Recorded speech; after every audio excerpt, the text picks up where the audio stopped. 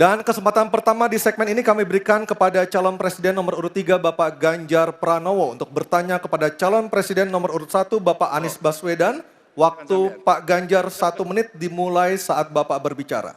Mas Anies, anggaran pertahanan belum ideal. Tadi saya sampaikan kita perlu 1-2% dari PDB. Sekarang masih 0,78%. Ini data. Untuk beli alutsista masih harus ngutang dan utang kita di 2023 naik dari 20,7 miliar dolar menjadi 25 miliar dolar. Padahal target Renstra kita, perlu saya panjangkan, rencana strategis ya. Minimum essential force di 2024 tidak tercapai kira-kira. Karena sekarang hanya 65,49% dari target. Kira-kira menjadi pertanyaan saya nih Mas Anies. Apa solusi ekonomi pertahanannya untuk kita bisa mengejar ketertinggalan dan kemudian menyelesaikan persoalan-persoalan itu agar pertahanan kita menjadi strong? Baik, masih ada Bapak sedikit lagi? Cukup. Baik. Baik, terima kasih Pak Ganjar. Mohon untuk tenang. Kami persilakan Bapak Anies Baswedan untuk menjawab waktu Bapak 2 menit.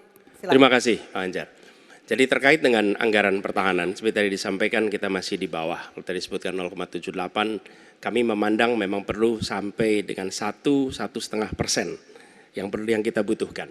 Dan untuk itu maka kita harus memperbesar GDP kita, memperbesar APBN kita. Karena itulah pertumbuhan ekonomi menjadi penting. Dengan pertumbuhan ekonomi yang merata dan berkualitas, harapannya maka kita memiliki masukan negara yang cukup. Kemudian yang kedua, tadi terkait dengan hutang.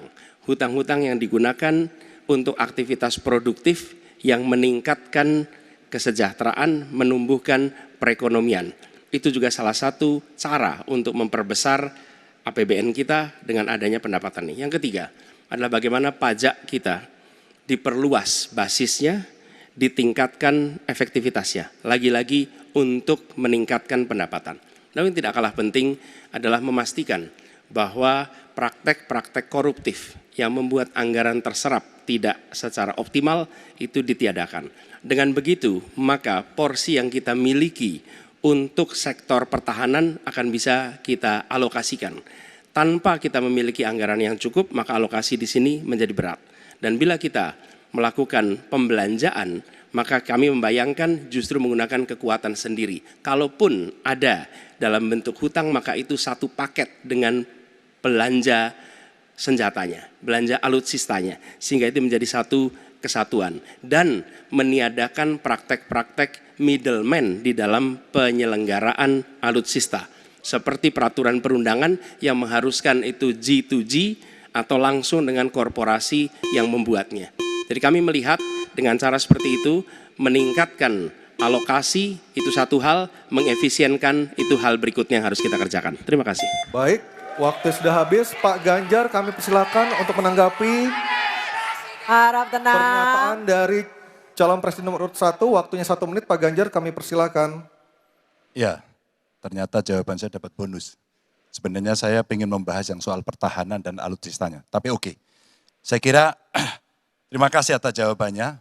Saya ingin menyatakan dengan jelas, maka pertumbuhan ekonomi 7% wajib.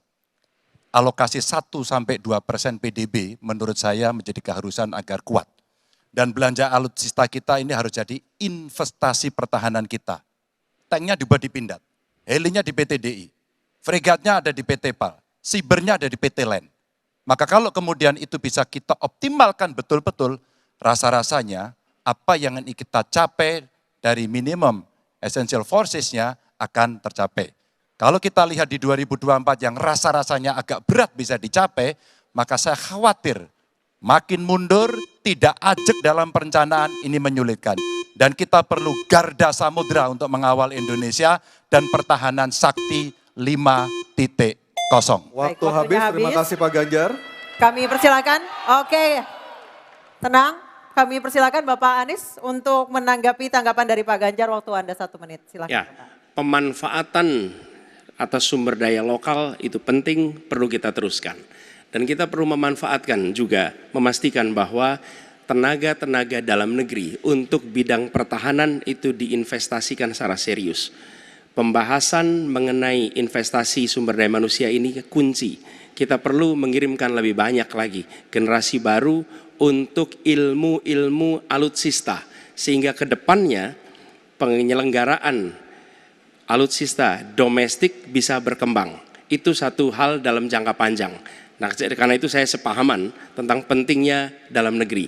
Tapi yang tidak kalah penting ketika kita berbicara tentang memastikan bahwa belanja alutsista itu bersih, tidak melibatkan korporasi-korporasi yang punya masalah dengan korupsi. Dengan begitu maka bukan saja anggarannya efisien, tapi tidak bocor di dalam belanja alutsista. Baik, terima kasih Pak Anies, waktunya sudah habis.